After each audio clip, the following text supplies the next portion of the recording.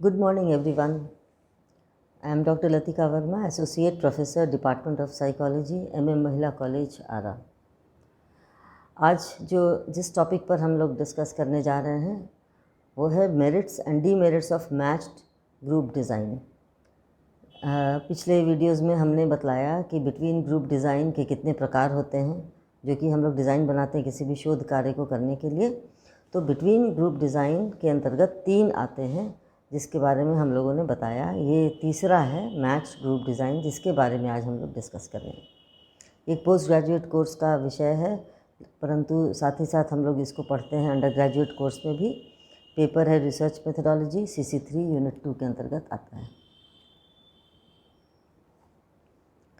Meaning of between group design.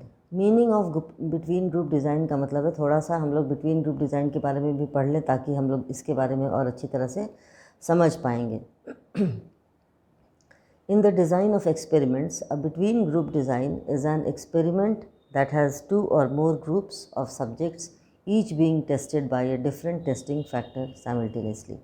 इसमें ये होता है बिटवीन ग्रुप डिज़ाइन के अंतर्गत जो 3 डिज़ाइंस हैं उसमें ये तीनों में देखा जाता है कि इसमें 2 या 2 से अधिक ग्रुप्स होते हैं सब्जेक्ट्स के, और इन सभी ग्रुप्स को अलग अलग लोग के द्वारा टेस्ट किया जाता है, अलग अलग लोगों के द्वारा टेस्ट किया जाता है और अंत में एक निष्कर्ष निकाला जाता है। Between group differences show how 2 or more groups are different to each other. जैसे अलग अलग ग्रुप के ऊपर हम स्टडी करते हैं एक ही समस्या को लेकर, तो हम लोग ये देखेंगे कि कैसे एक ग्रुप दूसरे ग्रुप से भिन्न है और किस मायने में भिन्न है। Here different people test each condition so that each person is only exposed to a single user interface। इसका मतलब ये हुआ कि इसमें जो भी ग्रुप को टेस्ट करेगा वो सिंगल पर्सन टेस्ट करेगा और वो सब्जेक्ट सिर्फ उसी के द्वारा इंटरैक्ट करेंगे, बाकी किसी दूसरे व्यक्ति के साथ वो इंटरैक्शन उनका नहीं होगा। तो एक व्यक्ति एक ग्रुप, ऐसा फॉर्मूला चलता है। The simplest between group design occurs with 2 groups। 2 group में होता है, जैसे कि एक को हम बोलते हैं one is generally regarded as the treatment group, जिसके ऊपर हम ट्रीटमेंट करते हैं, किसी तरह का कुछ प्रभाव डालते हैं। Which receives the special treatment that is treated with some variable. यानी कि एक ऐसा ग्रुप होता है जिसके ऊपर हम लोग वेरिएबल डालते हैं और उसका प्रभाव देखते हैं, उसको कहते हैं एक्सपेरिमेंटल ग्रुप। और दूसरा होता है कंट्रोल ग्रुप, जिसके which receives no variable treatment and is used as a reference. मतलब कि कंट्रोल ग्रुप ऐसा ग्रुप होता है जिसमें किसी तरह का वेरिएबल हम लोग नहीं पुट करते हैं, ताकि उसको हम लोग कंट्रोल करते हैं बिना किसी वेरिएबल, बिना किसी इंडिपेंडेंट वेरिएबल के। Prove that any deviation in result from the treatment group is indeed a direct result of the variable. ये प्रूव करता है कंट्रोल ग्रुप में जब हम वेरिएबल का प्रभाव नहीं डालते हैं और एक्सपेरिमेंटल ग्रुप में वेरिएबल का प्रभाव देखते हैं उसको उसमें यूज़ करते हैं, वैसे स्थिति में हम ये देखते हैं कि क्या वेरिएबल का कोई रिजल्ट प्राप्त हुआ या नहीं। इसीलिए इन 2 कंट्रोल ग्रुप और एक्सपेरिमेंटल ग्रुप के ऊपर स्टडी होता है। The between group design is widely used in psychological, economic and sociological experiments as well as several other fields in the natural और social sciences। यानी कि इसका जो क्षेत्र है वो काफ़ी विस्तृत है और विस्तृत क्षेत्र के अंतर्गत इसको हम लोग पढ़ते हैं मनोवैज्ञानिक प्रॉब्लम्स को लेकर, अर्थशास्त्रिक प्रॉब्लम्स को लेकर, सामाजिक प्रॉब्लम को लेकर, और भी अन्य ऐसे नेचुरल साइंसेज हैं जिसके ऊपर हम जिसकी समस्याओं के ऊपर इस तरह के डिज़ाइन का निर्माण किया जाता है। Between subject design is a type of experimental design in which the subjects of an experiment are assigned to different conditions, with each subject experiencing only one of the experimental conditions। यानी कि एक व्यक्ति एक ही तरह का experimental condition महसूस करेगा यहाँ पर। यानी कि एक तरह का हम लोग वेरिएबल एक ग्रुप में पुट करते हैं, दूसरे ग्रुप में दूसरा इंडिपेंडेंट वेरिएबल, तीसरा ग्रुप में तीसरा इंडिपेंडेंट वेरिएबल, और हर ग्रुप में अलग अलग व्यक्ति एक्सपीरियंस करता है वेरिएबल्स को। In a between subject design the goal is to see if one treatment is better than the other. इसमें हम लोग ये देखते हैं बिटवीन सब्जेक्ट डिज़ाइन में हम लोग ये देखते हैं कि क्या एक ग्रुप दूसरे ग्रुप से ज़्यादा बेटर है, या जो ट्रीटमेंट हम लोग एक ग्रुप में कर रहे हैं और दूसरे ग्रुप में कर रहे हैं तो कौन सा ट्रीटमेंट ज़्यादा बेटर है। इसके लिए समझ लीजिए हम लोग अगर 3 या 4 ग्रुप बनाते हैं, उसमें हम किसी एक समस्या को लेके करते हैं। समझ लीजिए मेंटल डिप्रेशन अगर किसी का टॉपिक है, और उसके ऊपर हम लोग डिफरेंट टाइप ऑफ ट्रीटमेंट्स हम लोग देकर देखते हैं कि कौन सा ट्रीटमेंट ज़्यादा सूटेबल होगा इस रोग के लिए, इस डिप्रेशन सिम्टम के लिए। तो हम लोग 3 ग्रुप बनाएंगे। उसमें पहले में हम लोग फर्स्ट ग्रुप में हम लोग क्या करेंगे, ड्रग थेरेपी भी देंगे और हम लोग साइकोथेरेपी भी देंगे, दोनों ही को यूज़ करेंगे। दूसरे ग्रुप में हम लोग सिर्फ किसी भी एक को लेंगे, सपोज़ साइकोथेरेपी या फिर ड्रग थेरेपी किसी एक को। और ग्रुप 3 में भी हम लोग एक ही को लेंगे, चाहे ड्रग थेरेपी चाहे साइकोथेरेपी। अब हम लोग ये देखेंगे कि तीनों ग्रुप में किसका रिस्पांस ज़्यादा बेटर है। जिसका रिस्पांस ज़्यादा बेटर होगा हम लोग ये मान के चलेंगे कि यही इसके ऊपर अप्लाई करना ज़्यादा संतोषजनक है और ज़्यादा यूज़फुल है। अब आइए types of between group design, जो कि आशा है आप लोग को बिटवीन ग्रुप डिज़ाइन का मेन जो कंसेप्ट है वो समझ में आया होगा।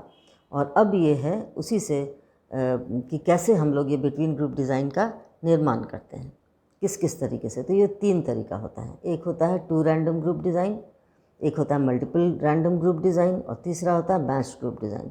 यानी कि इन तीनों के बारे में हम लोगों ने पहले चर्चा की है वीडियोज़ में कि 2 रैंडम ग्रुप डिज़ाइन क्या होता है, इसका कंसेप्ट क्या है, मीनिंग क्या है, डेफिनेशन क्या है और इसके कितने मेरिट्स और डीमेरिट्स होते हैं। उसी तरह से मल्टीपल रैंडम ग्रुप डिज़ाइन का अर्थ और मेरिट डीमेरिट्स भी हम लोगों ने कंसेप्ट वगैरह बतलाया है। आज हम लोग मैच ग्रुप डिज़ाइन के विषय में पढ़ेंगे कि ये क्या होता है और इसमें हम लोग किस तरीके से इसको हम लोग मैच करते हैं ग्रुप को, और हम लोग इसका मेरिट्स और डीमेरिट्स की भी चर्चा करेंगे। तीसरा प्रकार जो है वो matched group design. Matched group design refers to a technique in research design in which a participant is an experimental group being exposed to a manipulation in compared of an outcome variable to a specific participant in the control group who is similar in some important way but did not receive the manipulation। इसमें ये होता है कि जैसे कि group में हम लोग मैच करते हैं, मैच करने के बाद हम लोग उसको रिसर्च डिज़ाइन में जो पार्टिसिपेंट्स होते हैं उसको एक्सपेरिमेंटल ग्रुप में रखते हैं, और वो एक्सपेरिमेंटल ग्रुप एक होता है, दूसरा कंट्रोल ग्रुप। एक्सपेरिमेंटल ग्रुप 2 या 2 से अधिक हो सकता है, कंट्रोल ग्रुप सिर्फ एक ही होता है। एक्सपेरिमेंटल ग्रुप में डिफरेंट टाइप ऑफ मैनिपुलेशंस यानी कि बहुत तरह के वेरिएबल्स को हम लोग वहाँ एक्सपोज करते हैं। अलग अलग ग्रुप में अलग अलग वेरिएबल्स को एक्सपोज करते हैं, और जो दूसरा कंट्रोल ग्रुप होता है उसमें किसी तरह का वेरिएबल को एक्सपोज नहीं करते। This is an experimental design where pairs of participants are matched. इसमें क्या होता है कि जो पेयर हम बनाते हैं उसको मैच करते हैं। मैच करने का मतलब क्या होता है, समान। इसमें मैच ग्रुप डिज़ाइन का अर्थ ही होता है समतुल्य समूह अभिकल्प। तो समतुल्य बनाना, मैच करना एक दूसरे से, इसी का मेन खासियत जो है इसका, वो मेन क्राइटेरिया जिसको कहते हैं वो यही है। तो this is an experimental design where pairs of participants are matched in terms of key variables. जो वेरिएबल्स है उसके आधार पर हम लोग उसको मैच करते हैं, such as age, socio economic status, और भी हम लोग ले सकते हैं जैसे एजुकेशन ले सकते हैं, बैकग्राउंड ले सकते हैं, लिविंग बैकग्राउंड ले सकते हैं, रूरल है, अर्बन है, इस तरह का हम लोग ले सकते हैं। सेक्स ले सकते हैं, बॉयज़ का अलग, गर्ल्स का अलग, हर तरह का हम लोग इसको वेरिएबल्स को ले सकते हैं। One member of each pair is then placed into the experimental group and the other member into the control group। अब जैसे 2 आदमी को बनाए तो एक को हम भेजेंगे एक्सपेरिमेंटल में, एक को भेजेंगे हम कंट्रोल में। पहले लेकिन दोनों पेयर को मैच करते हैं। जैसे एक पेयर में 2 व्यक्ति होते हैं तो दोनों को बिल्कुल मैच होना चाहिए हर तरीके से, चाहे वो एज हो, चाहे वो सोशियो इकोनॉमिक स्टेटस हो, जो भी वेरिएबल हम यूज़ करते हैं उसको हम लोग पहले मैच कराते हैं। ये सबसे इम्पॉर्टेंट की फैक्टर है मैच ग्रुप डिज़ाइन का। इसमें जब तक मैच नहीं होगा तब तक हम इसको डिफरेंट ग्रुप्स में असाइन नहीं कर सकते।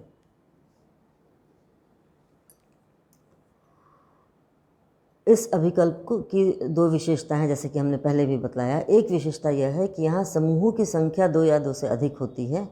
इस दृष्टिकोण से यह जो डिज़ाइन है वो 2 रैंडम डिज़ाइन के समान होता है। और दूसरी विशेषता इसकी यह है कि यहाँ प्रयोज्यों को समान या समतुल्य बनाने के लिए के बाद ही दो समूह में बांटा जाता है। अभी आपको हमने बतलाया कि इसको जब तक हम लोग मैच नहीं करते हैं तब तक दोनों समूह में, दो समूह कौन सा हुआ, एक एक्सपेरिमेंटल, दूसरा कंट्रोल। अतः प्रयोज्यों को चुनने की विधि के दृष्टिकोण से यह विकल्प उन दोनों समूह अभिकल्पों से भिन्न है। जैसे कि उसमें क्या था, 2 random group design, multiple group random group design, उसमें रैंडमाइज्ड वे में हम लोग ग्रुप का चयन कर लेते थे, लेकिन यहाँ पर मैच करते हैं हम, तो यहाँ रैंडम द्वारा चयन नहीं किया जाता है, यहाँ पर मैच करके चयन किया जाता है। अब हम लोग ये देखेंगे कि methods of matching the subjects, ये जो इतना इम्पॉर्टेंट है मैच करना सब्जेक्ट को, तो हम लोग देखते हैं इसमें 4 टेक्निक्स आप यहाँ देख रहे होंगे। तो ये चारों के बारे में, technique of twins, technique of matched pair, technique of match group, technique of random group, इसके बारे में आइए हम लोग समझते हैं कि ये क्या होता है। सबसे पहला है जिसको कहते हैं टेक्निक ऑफ ट्विंस। ट्विंस का क्या मतलब होता है, जुड़वा। जैसे जुड़वा बच्चे को देखते हैं हम लोग, यहाँ एक जुड़वा बच्चा को एक समूह में और दूसरा जुड़वा बच्चे को दूसरे समूह में रखा जाता है। इस प्रकार दो समूह बनाए जाते हैं जो एक अनुरूप बिल्कुल होता है और समतुल्य मैच्ड होता है। लेकिन व्यवहारिक रूप में इस प्रविधि का उपयोग कम होता है, कारण इतने अधिक जुड़वा बच्चों का मिलना मुश्किल होता है, और मिलना तो मुश्किल होता ही है, साथ ही साथ ज़रूरी नहीं कि दो जुड़वा बच्चे बिल्कुल समान रूप से सोचें, समान रूप से कार्य करें। उन दोनों को मैच करना बहुत डिफ़िकल्ट है। कई बार ऐसा फ्रैटर्नल आइडेंटिकल ट्विंस में कुछ हद तक सही भी है, परंतु फ्रैटर्नल ट्विंस में ये बिल्कुल सही साबित नहीं होता है। दूसरा है technique of matched pair. Technique of matched pair दूसरे हम कहते हैं दूसरे टेक्निक को, मेथड को।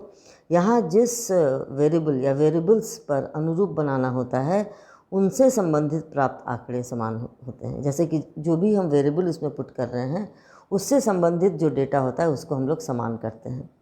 यह विधि अधिक प्रचलित तथा उपयोगी है, क्योंकि वेरिएबल्स का प्रभाव जब हमको देखना है तो उसको मैच कराना बहुत अनिवार्य होता है।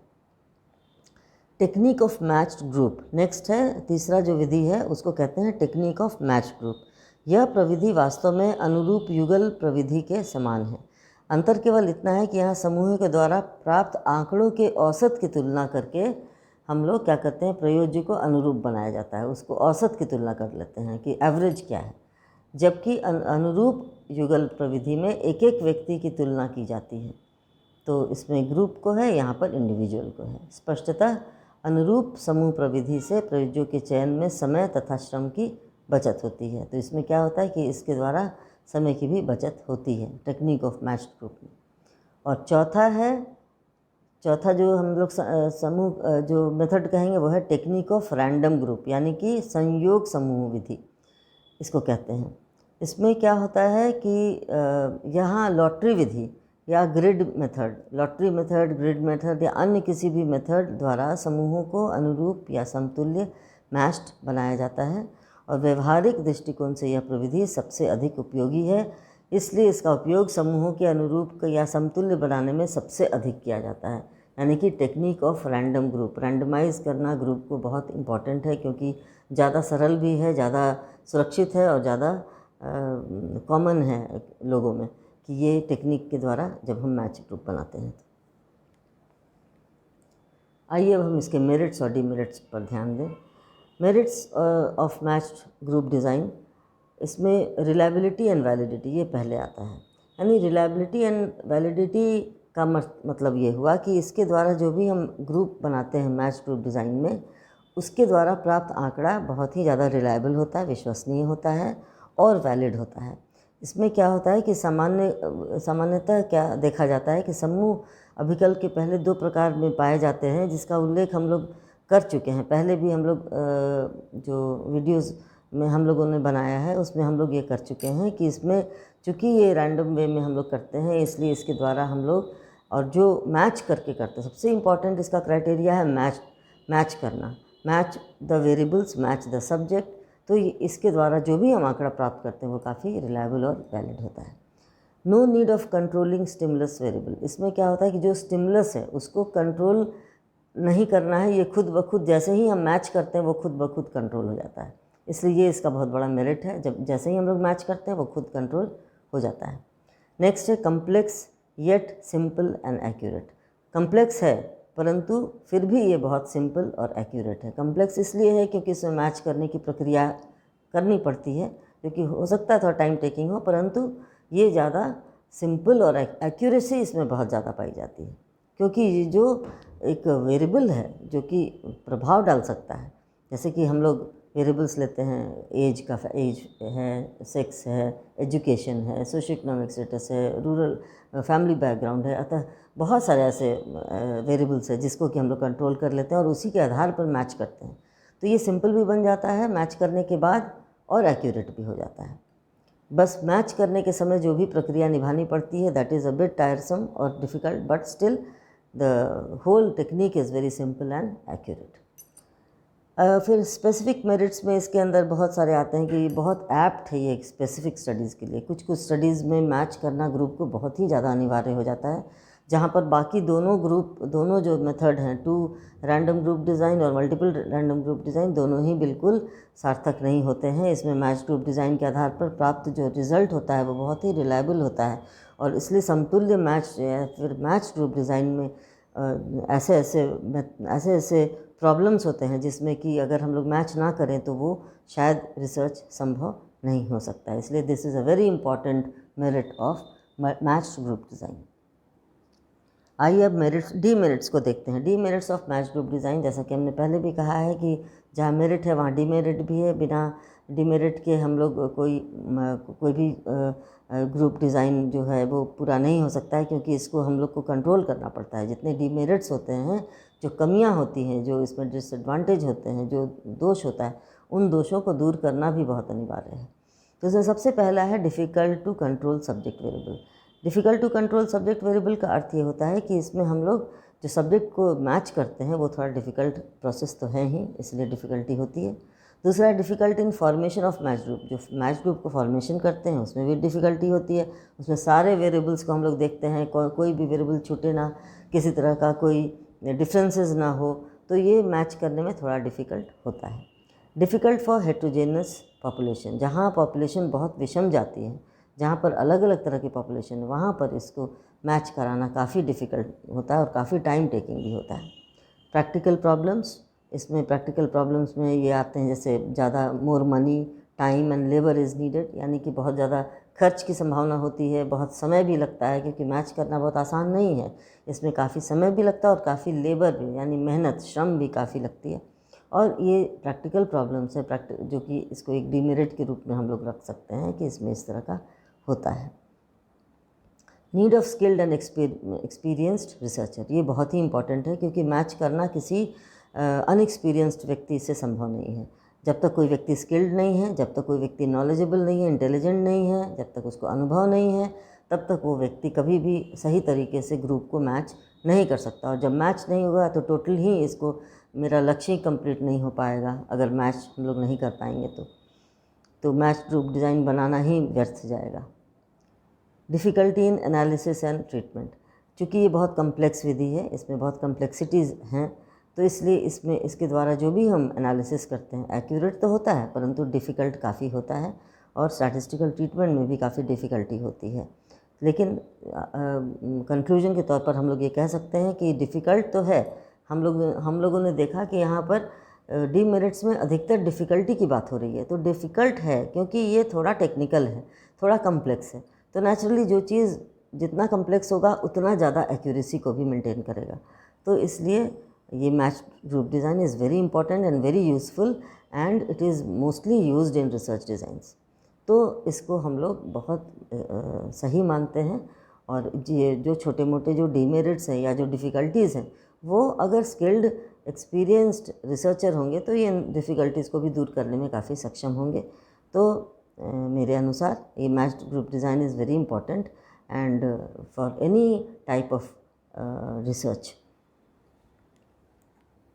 आशा है आपको ये वीडियो पसंद आया होगा, आपने समझा होगा कि मेरिट्स और डीमेरिट्स मैच ग्रुप डिज़ाइन का क्या है और इसको कैसे हम लोग दूर कर सकते हैं और इसके विभिन्न कंसेप्ट्स और मीनिंग क्या है।